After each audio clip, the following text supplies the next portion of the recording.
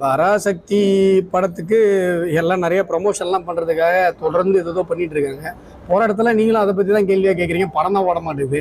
ஆனால் எனக்கு என்ன ஒரு சந்தேகம் அப்படின்னா, திமுக காரங்க காசு போட்டு படம் எடுத்து அதிமுகவுக்கு ப்ரொமோஷன் பண்ணியிருக்காங்க. அந்த படத்தில் அண்ணானாலே அதிமுக தான் சார். அந்த படத்தில் அண்ணா தான் ஹீரோ. அண்ணானாலே அதிமுக தான். அண்ணா திராவிடத்தை எடுத்துக்கொண்டு அதிமுக வந்தது, ஈவேரா திராவிடத்தை எடுத்துக்கொண்டு திமுக போனது.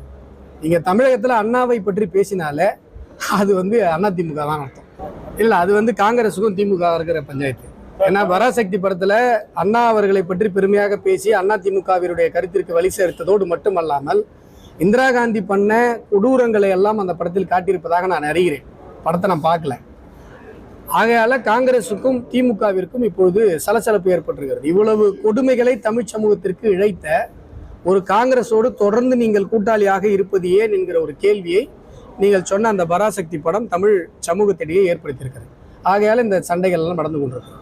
அந்த 3000 ரூபாயை பொறுத்த வரைக்கும் இந்த 5 வருஷத்துல இந்த பொங்கலுக்கு மட்டும் 3000 ரூபா கொடுத்துருக்காங்க. 4 வருஷமா 3000 ரூபா கொடுக்கல. நான் 12,000 ரூபாயை எடுத்து வச்சுட்டு அதுக்கப்புறம் திமுக. அதான் இன்னைக்கு மக்கள் எதிர்பார்க்கிறது. இல்ல, மக்களை பொறுத்தவரை மிகவும் தெளிவாக இருக்கிறார்களே. மக்களை பொறுத்தவரை தமிழகத்தில் இன்றைக்கு ஒரு மிகப்பெரிய ஒரு தமிழ்நாடுங்க, உண்மையிலே ஒரு சுடுகாடு மாதிரி இருக்கு. எங்க பார்த்தாலும் திமுக காரங்களுடைய அட்டகாசங்கள். நீங்க ஆரணி பக்கத்துல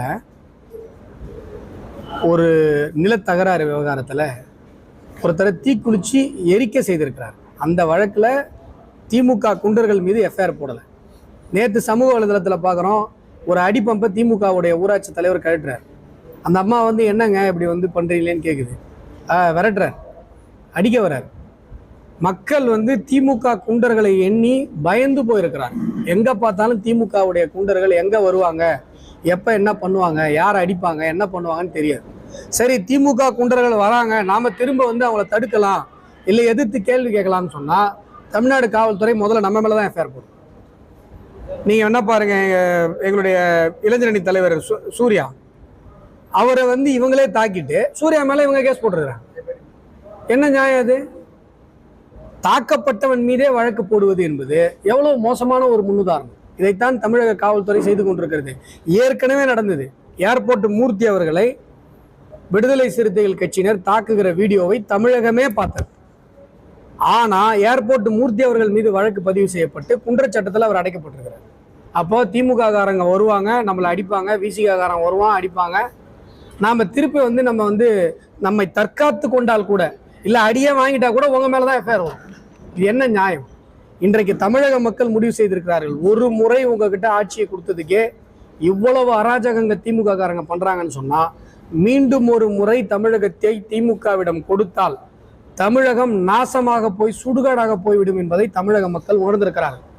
ஆகையால நீங்க எவ்வளவு லஞ்சம் கொடுத்தாலும் சரி, பொங்கல் பரிசு 3000 4000 எவ்வளவு கொடுத்தாலும் சரி, மக்கள் இனி ஒரு முறை திமுகவிற்கு, உதயசூரியனுக்கு ஓட்டு போட மாட்டார்கள். இனிமேல் திமுக தமிழகத்தை ஆளப்போவது கிடையாது. 1,25,00,000 மனங்களை வென்ற தந்தி டிவி யூடியூப் சேனல். தவிர்க்க முடியாத தம்ப்நெயில்ஸ், கலக்கலான கான்டென்ட்ஸ். நீங்களும் இந்த குடும்பத்தில் இணைய இப்பவே சப்ஸ்கிரைப் பண்ணுங்க. அசுரபலம் கொண்ட எங்கள் டிஜிட்டல் கரங்களில் உங்கள் விளம்பரங்களை சேர்க்க வாட்ஸ்அப் பண்ணுங்க. 8939888378. Email advtthanditv@dttv.in.